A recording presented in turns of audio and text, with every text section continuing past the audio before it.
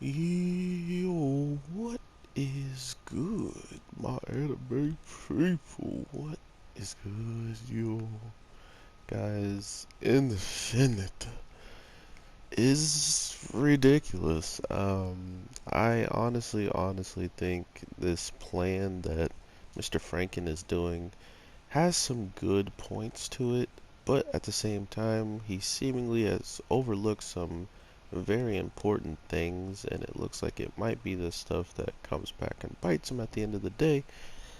But that's nor here nor there. This episode is very about setting up just the conflict at hand and really giving us an interesting take on where it's all going and who at the end of the day is probably going to maybe switch sides at I don't know. That's kind of being ambiguous, so we'll have to see. But with everything going on right now, it's clear as day that anybody who really has any idea of just who or what they were dealing with, they would probably not fight as hard.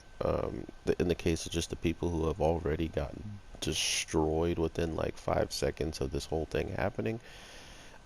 Some people were foolish enough to still try to attack this man, and this is another part of my enjoyment for the main character is that the last thing he would do is straight up launch an attack at at an NPC, let alone launch an attack at one that's being held by a person who could care 110% less about said NPC.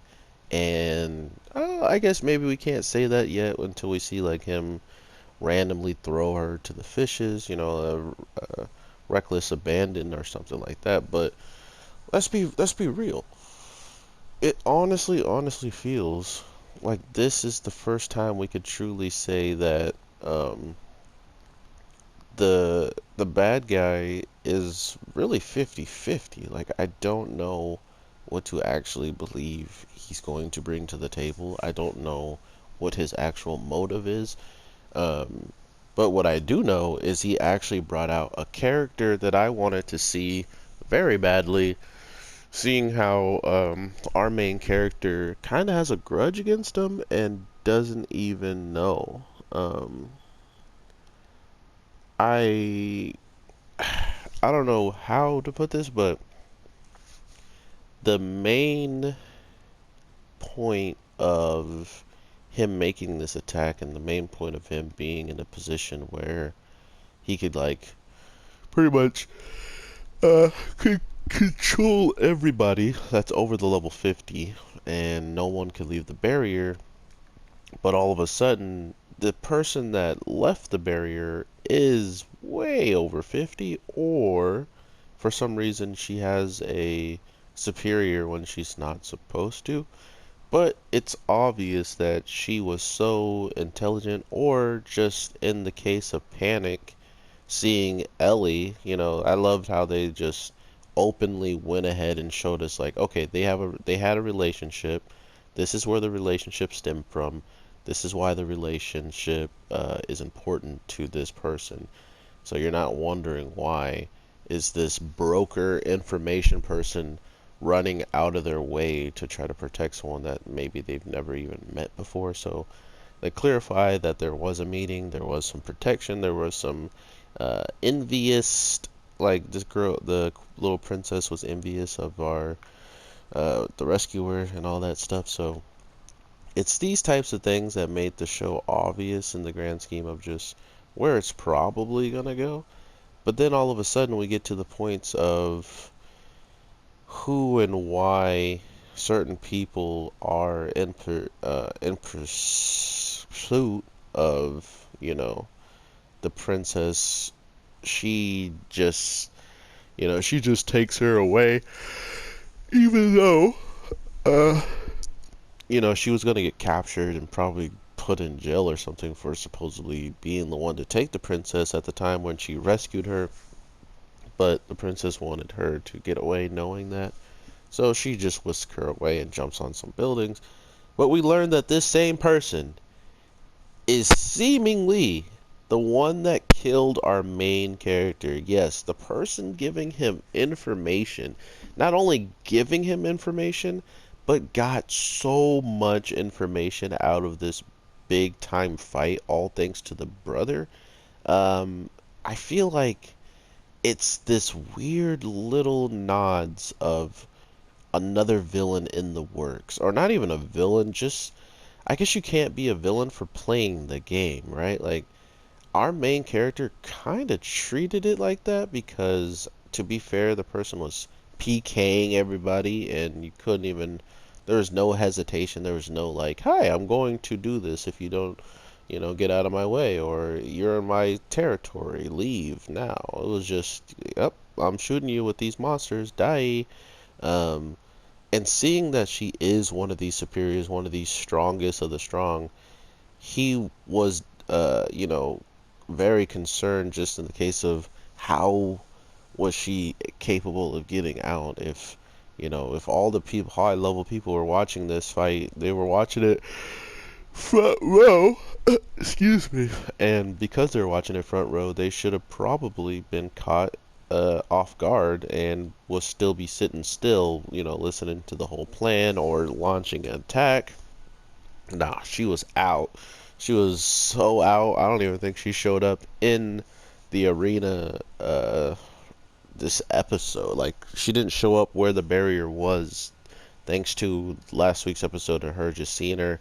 And the only time we see her is right before the song kicks off after we're explained about the connection they have. So this show is definitely, I think, becoming underrated in the grand scheme of just the word of mouth. There's not a lot of word of mouth about this show, which is very disappointing. I thought it would easily be a show that people were looking into the back stuff, because for me, there's so many things I can allude to. For instance, the rookies coming out and just absolutely obliterating people that are clearly probably like over level 50.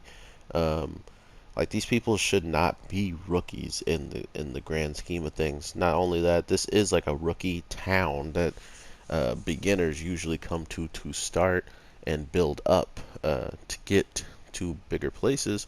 So with anybody who was able to pass through the barrier, they were just expecting a bunch of weaklings with, weak weapons, weak moves, and all this different stuff. But now we have another good idea of just how different it is, that these new rookies are so ahead of the game at such an early stage of their levels. That is throwing these other people off in the grand scheme of, like, oh, we should have this in the bag. Like, no one should even be able to touch us. And then as soon as they come out, which I thought this was the most clever thing, our main character puts his arm out of the barrier and just attacks. I would have stayed right in the barrier.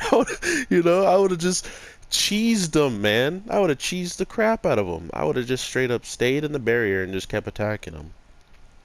To be fair, he did only have the poison at that time that he used, when really he could have used the poison, covered all that area, and then shot a ginormous fire attack.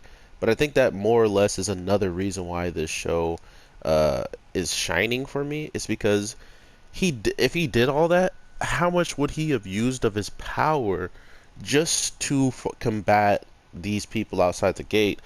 And would he have had anything left to save the princess, to save other people, you know what I'm saying? Like, it feels like that's always in the back of his mind.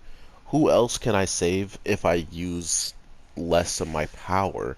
And knowing that he had so much backup, there was no reason for him to take a plunge of, I need to destroy every and anybody, because I have all these people that are capable of doing stuff. We see just how ridiculous his partner has gotten, being able to not only silence magic with the snap of his finger, he has a summon that's ridiculously powerful, but he also has his own armor is a fighting like a compatible buddy. um, this armor of his straight up comes off, turns into a knight in shining armor, and the armor itself is using its weapon like a whip. like a whipping iron blade. So it's awesome. I like it a lot. Um, like I said, there's someone who supposedly, is a friend of our team and maybe is going to give him a little bit of trouble, the guy with the mech. But I don't really see that being a huge problem at the end of the day, thanks to um, him kind of knowing a little bit of the guy. But at the same time, I think it's going to be a good test of how quickly he will change against a friend that, well, this friend changed on him, so how quickly will he adapt to that and be able to retaliate thanks to the situation that he's in. He has no choice but to fight this person. So instead of it being a situation where it's just like, oh yeah, I don't want to fight you, this guy is straight up stopping you from getting any closer to actually helping the person you want to help. So how fast are you going to change up on this person that you've known and that's helped you with the quest and save people? What are you going to do when you're faced with him is my new question for next week's episode. But other than that, everybody, I hope you have an amazing day, night, evening, whatever the case may be. If there's anything I didn't talk about in the video, feel free to drop it in the comments down below. I read all of them. Thank you guys so much for the support. I look forward to making more videos every single day, even though I will be dropping videos much later, sooner or later, thanks to me getting off work at like 8 o'clock specific time. I will definitely still be trying to get content to you guys out no matter what the case is. And I also have Neo 2 already downloaded, so look forward to some Neo in the background. So with all that being said, everybody, take care and peace.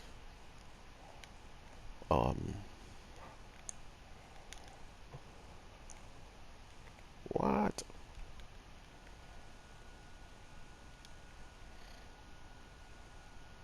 You can't beat me, He-Man's wife. Yeah. Bop.